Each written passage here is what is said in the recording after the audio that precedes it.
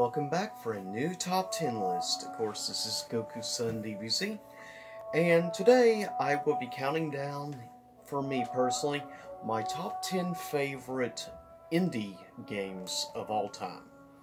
First, quite a few honorable mentions. There will be also a couple of tie spots. Now, this is coming from games whether I own physically, digitally, I've borrowed, or on other things, other forms, way of enjoying it. But with that said, and about half of it is digital, because a lot of the games are hard to get physical. First, honorable mentions of indie games. Cuphead. I'm sure some of these you've heard of and some you haven't. Next, Sea of Solitude, which is a game I actually have reviewed. The Witness, interesting puzzle game.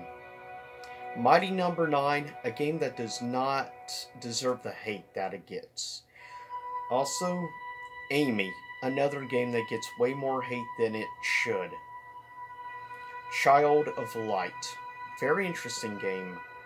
Heart of the Sea, an interesting game, of course, done by Insomniac with GameStop. Shape of the World, an interesting indie game. Illusion, an interesting platformer indie game. Also, Here They Lie, a great indie horror game. In first person, more of a walking simulator horror game, but quite enjoyable. Also, Spirit of the North, a awesome indie game that you roam around as a red fox.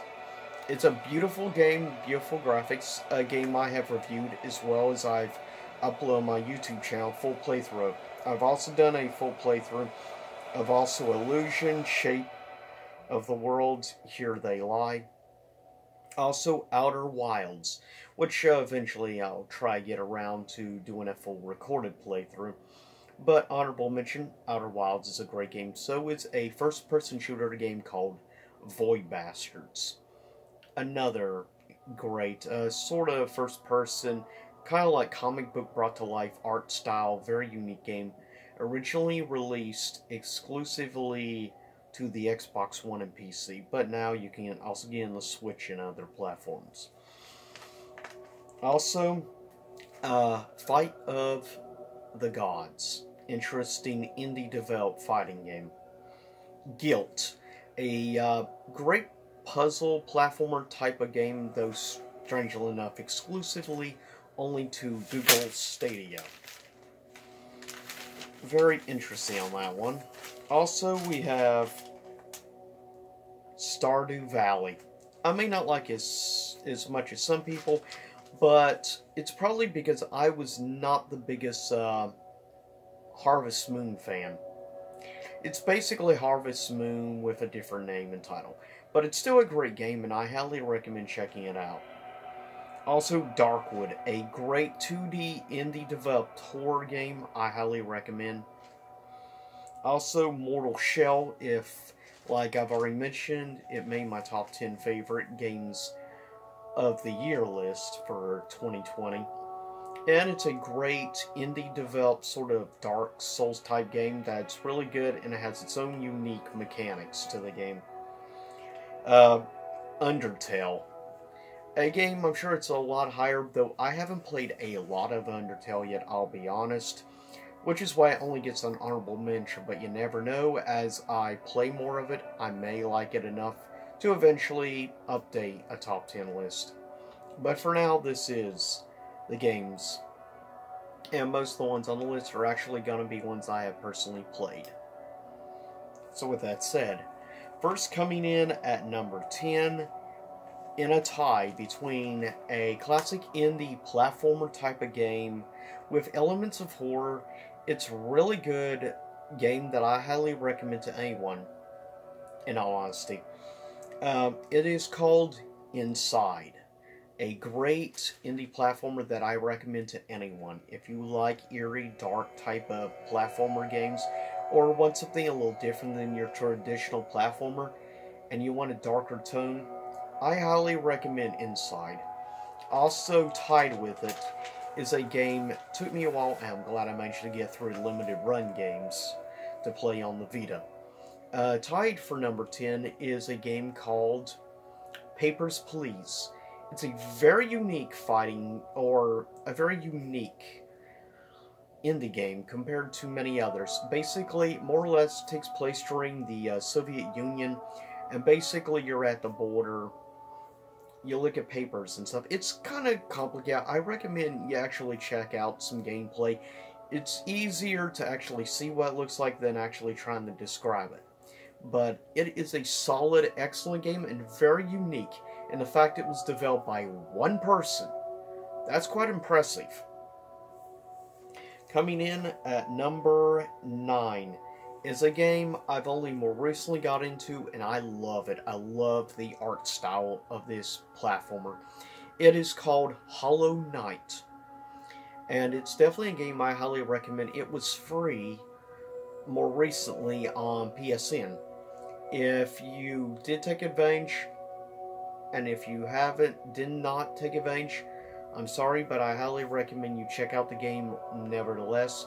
The art style, the music is gorgeous, the designs. If you want to see fully what it looks like in depth, I recommend checking out the Completionist video on Hollow Knight. It's just a gorgeous looking game. To me, the art style, easily some of the best looking indie art game I've ever seen. Coming in at number 8 is an interesting indie-developed fighting game with many characters from many different indie game franchises. Coming in at number 8 is a game called Blade Strangers, which I've actually done a review of.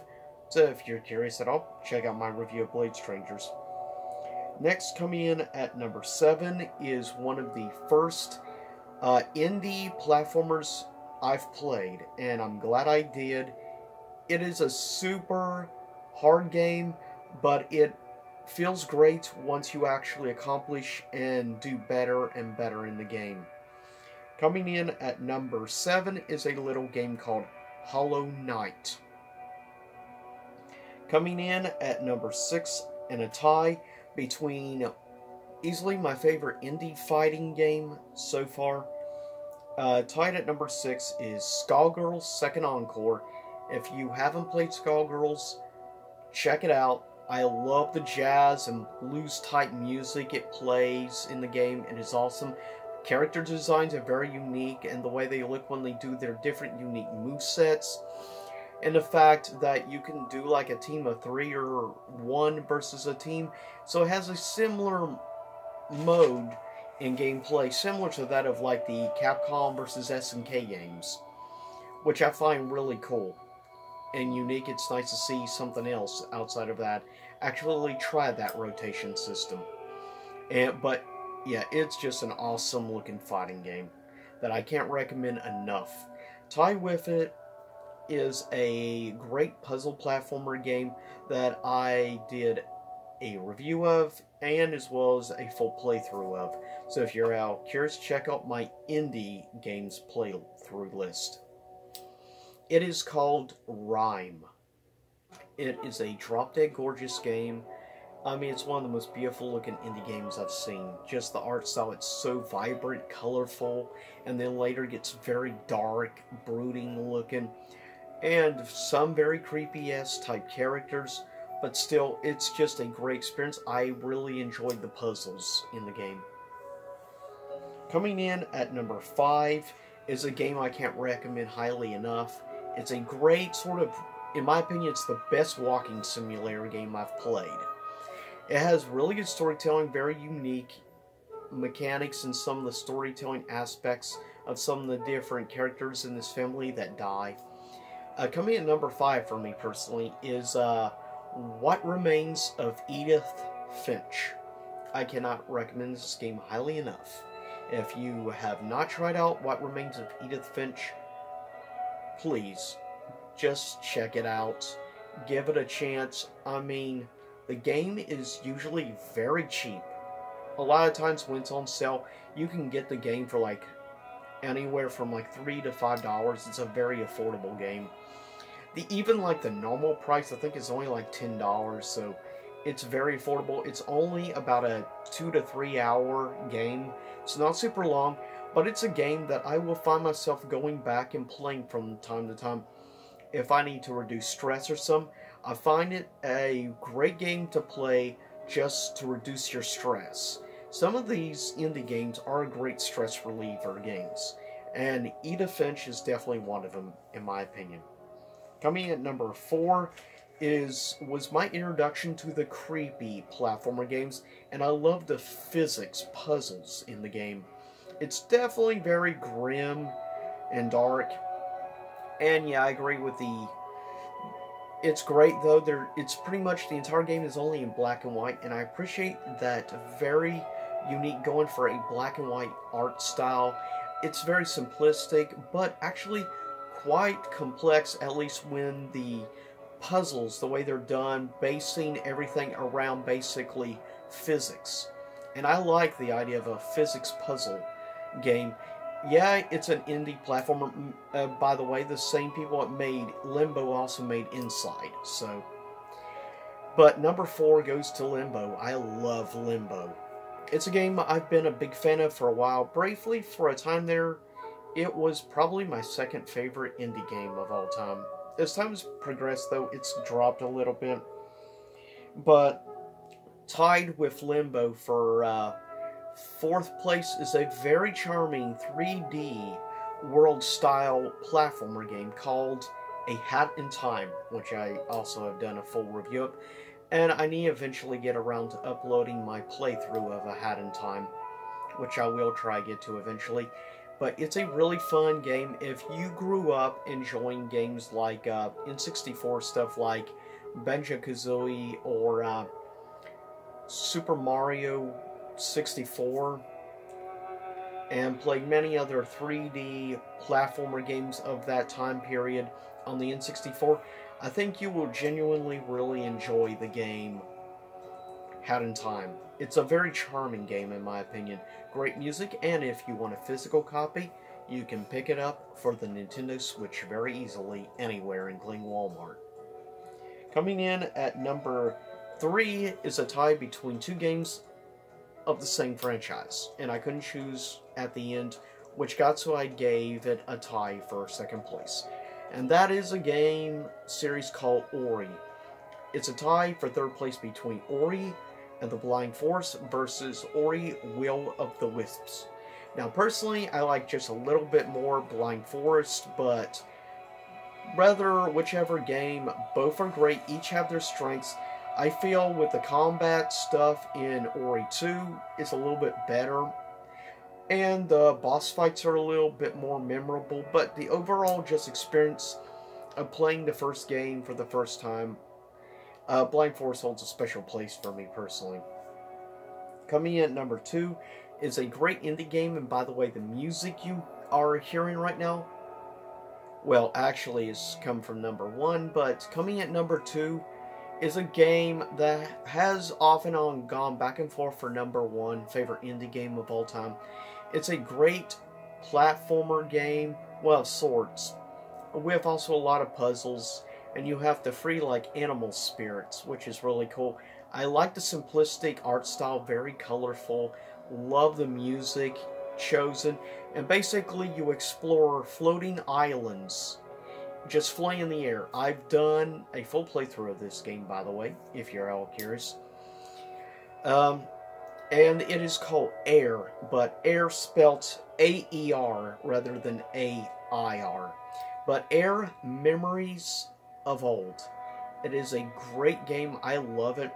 Heck, I've bought the game twice for the PS4 and for the Nintendo Switch. It's a great game to play on the Switch, in my opinion. So, if you have a Switch, I would probably recommend the Switch for a lot of these indie games. That's the thing. The Switch has a great library of indie games that I highly recommend. But coming in number 2 for me is Air, Memory of Old. I quickly want to give a couple of other honorable mentions that I forgot to give. The first of which is called Brothers. It's an interesting puzzle type of game where you control both brothers at the same time with each thumbstick. very interesting in that aspect. But there has been a great amount of indie platformer and puzzle games. Coming at number 1 is what you hear the music in the background. Coming at number 1 for me, favorite indie game of all time, this is the game that really got me in. Specifically, The Sinner. But yeah, for me personally, favorite indie game of all time goes to Journey.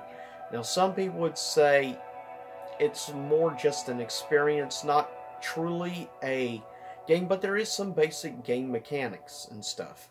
And it's such a smooth game. The graphics, it looks just drop dead gorgeous. And it's a great exclusive. For me, though, Journey, the combination of the beautiful art style mixed with the great soundtrack is just a full, well-rounded package. Yeah, you can beat the game in like 40 to 50 minutes easily, under an hour long.